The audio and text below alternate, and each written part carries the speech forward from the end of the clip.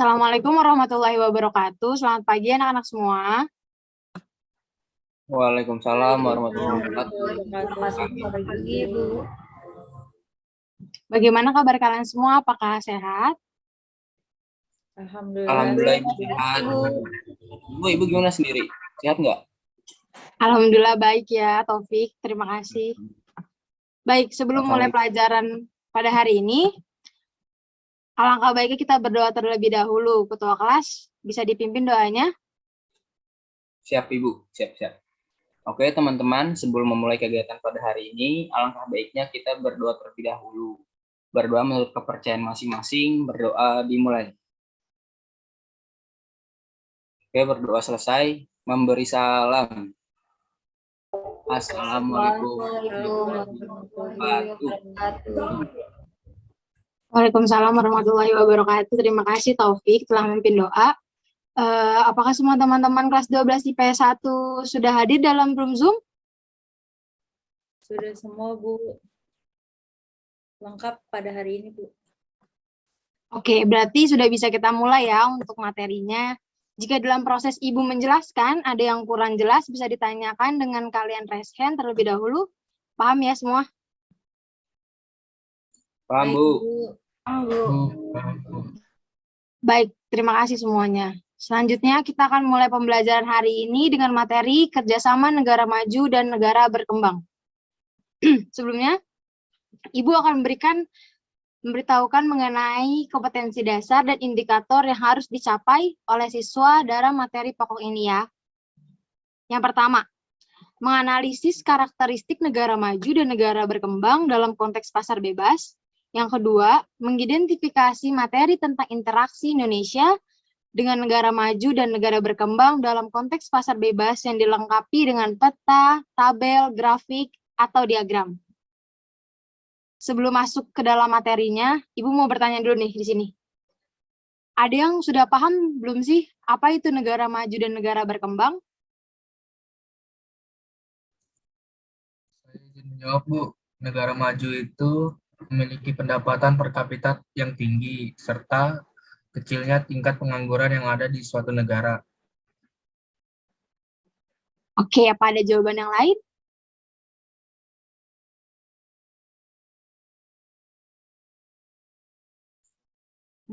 Saya Bu. Baik, apa Taufik?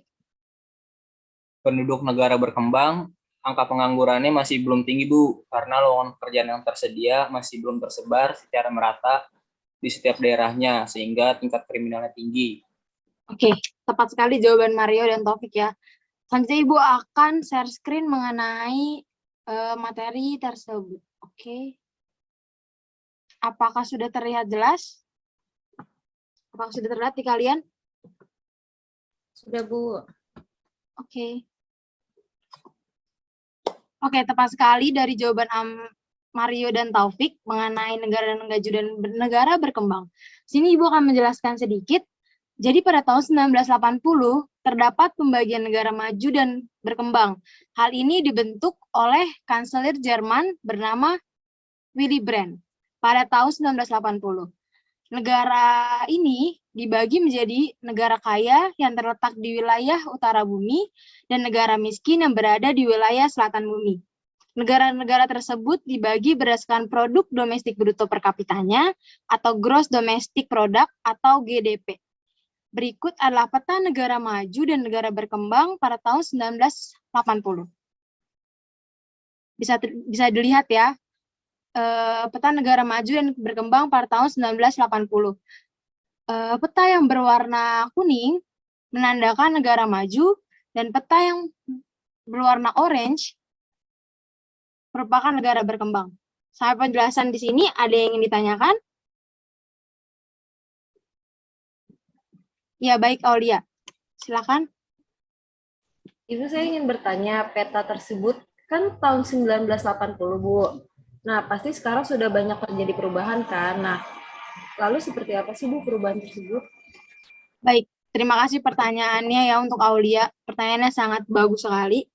Tentu saja terdapat perubahan di masa sekarang. Makanya di tahun 2017, peta ini diupdate lagi sesuai dengan perkembangan negara-negara ini. Tapi kriteria pembagiannya masih sama nih, masih berdasarkan perkembangan ekonomi masing-masing negara. Negara-negara bagian utara yang dulunya disebut negara maju, sekarang disebut negara-negara paling maju secara ekonomi atau most economically development countries. Sementara negara-negara selatan atau negara-negara berkembang sebagai negara ekonominya kurang berkembang disebut less economically development countries. Berikut merupakan peta terbaru pada tahun 2017, di mana bagian yang berwarna biru menandakan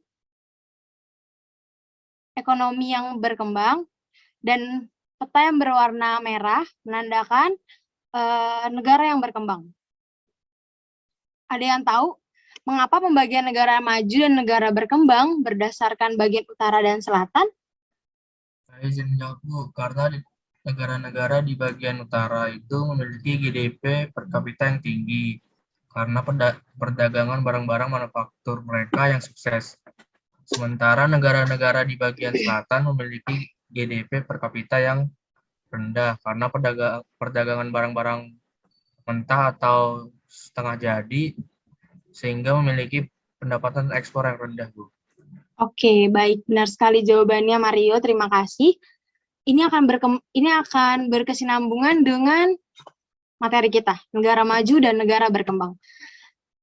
Selanjutnya, pengertian dari negara maju itu sendiri.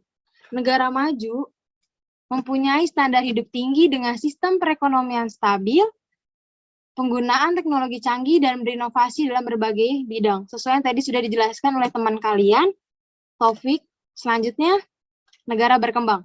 Negara berkembang punya pendapatan rata-rata masih relatif rendah, pertumbuhan sistem spasial dan ekonomi pun masih belum stabil. Sama seperti yang telah dijelaskan oleh Mario tadi di awal. Oke. Ibu mau bertanya kembali. Adakah yang tahu ciri-ciri dari negara maju dan negara berkembang? Saya, Bu. Ya, silakan Sabrina. Jadi pendapatan per kapita tinggi, terjaminnya kesehatan dan keamanan, tingkat pengangguran rendah, menguasai iptek, tingkat ekspor lebih tinggi dibandingkan impor, sedangkan negara berkembang berpendapat per tahun cenderung rendah, keamanan kurang terjamin, fasilitas kesehatan juga kurang memadai, terus perkembangan penduduk tidak terkendali, besarnya angka pengangguran impor lebih tinggi dibandingkan ekspor, Bu. Ya, benar sekali ya Sabrina jawabannya. Sepertinya kelas 12 IP 1 ini sangat aktif dan sangat pintar-pintar ya. Berikutnya merupakan indikator negara maju dan negara berkembang. Adakah yang di sini bisa membacakan indikator yang ada di PPT? Saya izin membacakan. Oke, Aul, silakan. Untuk nomor 1, pendapatan per kapita penduduk mencerminkan tingkat kemakmuran dan kemajuan suatu negara. Untuk negara maju itu tinggi dan negara berkembang itu rendah. Yang kedua, pertumbuhan penduduk dapat diartikan sebagai bertambah dan berkurangnya jumlah penduduk suatu wilayah yang disebabkan faktor-faktor tertentu. Untuk negara maju rendah dan negara berkembang tinggi. Yang ketiga, ada kesempatan kerja. Untuk negara maju itu beragam, ada seperti sektor industri, teknologi, dan sebagainya.